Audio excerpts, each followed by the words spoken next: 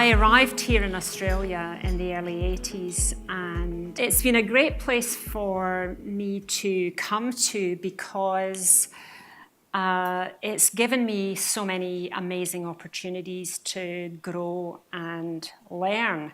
And it is true, I really did start out life as a typist.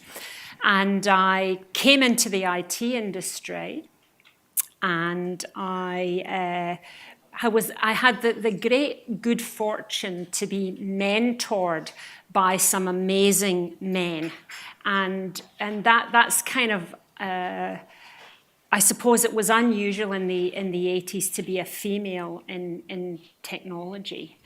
And the guys who worked there were just some amazing people, and they really helped me to grow, and they encouraged me.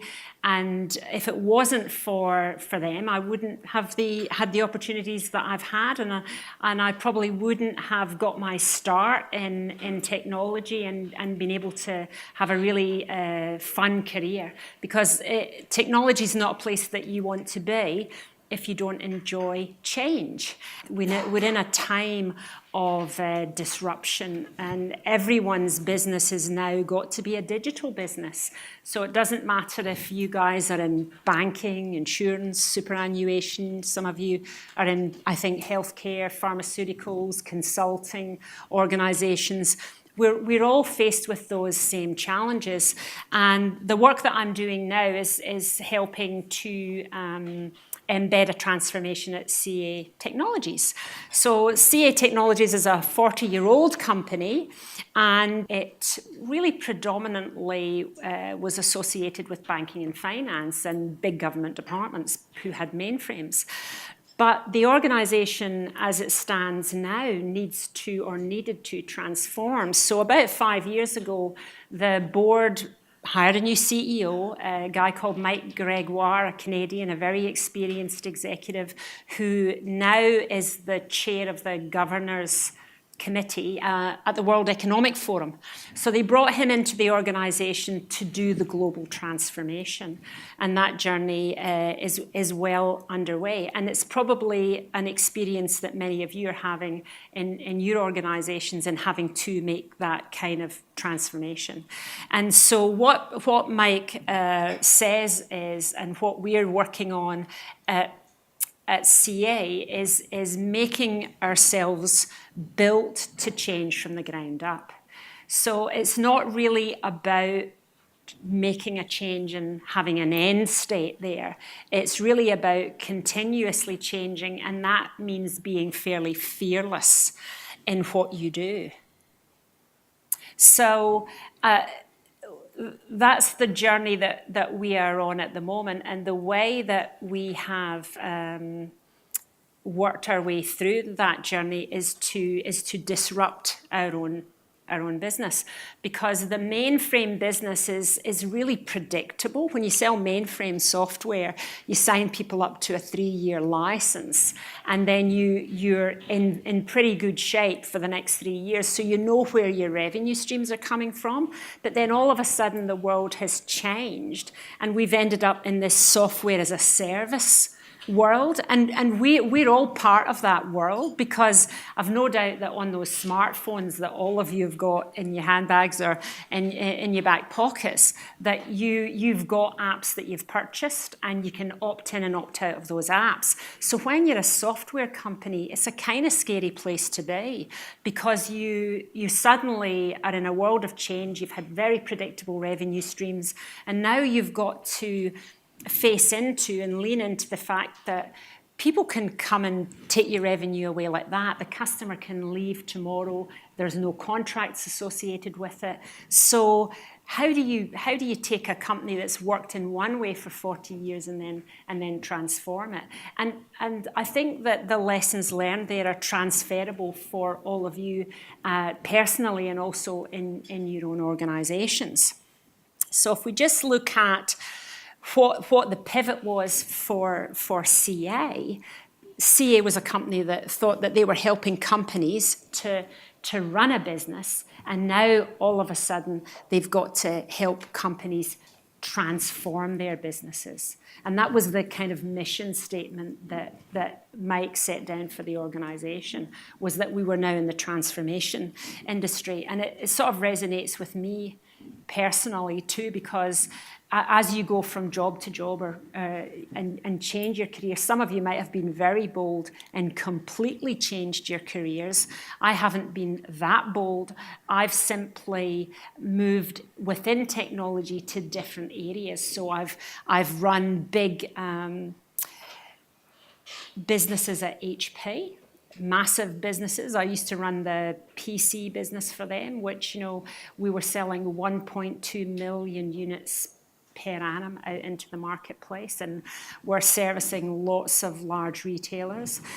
So I've done that kind of stuff, but I actually have worked my way up through the business and really did start off as a typist. So I've had to transform myself, and I've had to continuously learn new skills as I've gone through that transformation in my own personal journey.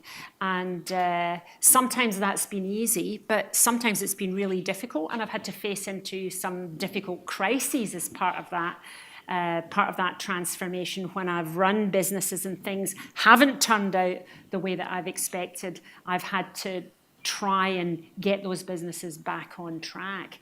And I've had situations where I've sold things into the marketplace and then discovered that my partner, who's a big retailer, has suddenly got 20,000 units worth of stock in their warehouse that is now obsolete because my company's discontinued it. And so, when you're on that kind of personal journey, you've got to suddenly face into dealing with a crisis and keeping yourself very, very calm under pressure. So I've tried to evolve and change myself, and as I say, now I'm trying to evolve and change another organization, and I've gone into the software business, which is something I didn't know anything about at all. The thing that I'm working on now is trying to eliminate the barriers between ideas within the business and the outcomes. So an example of that would be that, say today, I was sitting in a meeting before I came here, and we were talking about having software engineers sitting around not doing anything, or consultants sitting around from our services businesses not engaged. And the question that I posed to the team was, look, why haven't we got some kind of, we're a software company, right? Why haven't we got an app for this that simply shows us what our staff utilization is and who's going to be engaged where and when, so that if our salespeople are out there talking to clients, they can quickly go online and see who's going to be available in a week or 2 weeks, and put a soft booking in place so that we can make better utilization of staff. I wanted to kind of talk a little bit about digital disruption as well, because that's a term that's on everybody's lips, and it's particularly prevalent in IT industry, but it actually affects every one of us now, because even on our day-to-day working lives and personal lives, we're interacting with technology all the time. And the organizations that are servicing us, such as, say, banks, for example, with that technology, are gathering information about us. And it's that gathering of information and those customer insights that you get from gathering that information that you can monetize and add value back into your organization with. So one of the things that we would say is critical for any organization, and the thing that I think's really come home to me now, is that I think I work for a software company, but actually every company today is a software company. And every company today needs to have a software business inside their organization in order to remain relevant. It doesn't matter whether you work in the trains or you should be interacting digitally with your clients. So there's a few principles I think that you would need to follow, or you should and could follow. Number one principle, be agile. Be agile in your thinking. Don't be fixed in your position. Listen to information that's coming at you. We've got so much information coming at us at the moment, and oftentimes we do not act in an agile way. We just keep doing the same things over and over again. The other thing we need to do is we need to be able to automate a lot of what we do, and that's related to the speed of change these days. So I don't know how you're feeling about the speed of change in the world around you, but maybe you might feel that the world around you is changing faster than the world within your organization. And to quote a very renowned businessman, Jack Welch, he would say, if the speed of change outside is faster than the speed of change inside, you've got a problem. So a little story from last night, actually. So dinner last night with my husband. We're sitting there, and he said, "Oh, I'm really worried." He also works for a software company, and he said, "I'm really worried about the products that I've got to sell because they're just not. We're not at the forefront anymore of." Our competitors have got better, faster features, and I'm really worried about it. And he said, we don't seem to have a clear path as to what specific things we're going to put into the next release of our software. And I said, well, why don't you have a clear path? And I said, who is making the decision about what goes in and what goes out? And he said, the product engineers. And I said, well, there's your first problem, because the people who should be making the decision about what features you put in and what features you put out and don't continue with should be your customers. And there's not really any reason why we shouldn't know that information, because years ago, what you would do is you'd get a focus group together and you'd get your customers all in a room. And your customers, you'd pay them probably to come if you were a consumer organization, but otherwise if you were a big business, you'd bring them in and you'd run a workshop and you'd find out what they want. You don't even need to do that anymore. All you need to do is to be able to use the internet, a survey monkey, go on social media. You can find out everything you need to know about what your company has to do to change and to be better. And I guess the fourth principle that we have to live by today is that security one. That's the most uncomfortable for all of us. Some people are completely paranoid about it. They won't do direct debits on their bank accounts. I don't know how many people have had a credit card fraud recently. I've had 2. Recently. So you know what that feels like when someone uses your credit card. It's a really uncomfortable feeling. And the bad guys, as I like to think of them, used to be the 15-year-olds in their bedrooms with the hoodie, the hackers. Unfortunately now, the bad guys are organized crime and potentially even other government. So those, I guess, are the four key principles. At my company, we run an innovation lab. So we allow people to come up with ideas and concepts to help us grow the business. So if you get opportunities personally to be involved in that in the companies that you work for, I'd say you should, go for it, use that opportunity and take that chance to be part of creating something new. Innovation labs and startups used to be, there used to be a problem a few years ago about failure for startups or entrepreneurs, but these days, you're actually not a serious entrepreneur if you haven't failed 2 or 3 times already.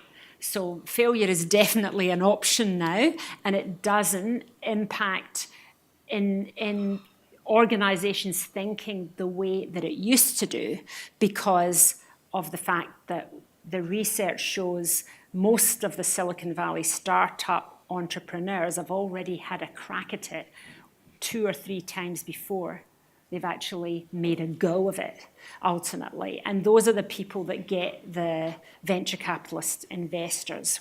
And so, yeah, in our startup labs, we've got all sorts of products. And just talking about disrupting your own business, we've got products that have got nothing to do with mainframes anymore. They're in all sorts of different areas. They help developers. They help people run meetings, and most of these have just been incubated and brought about by our staff.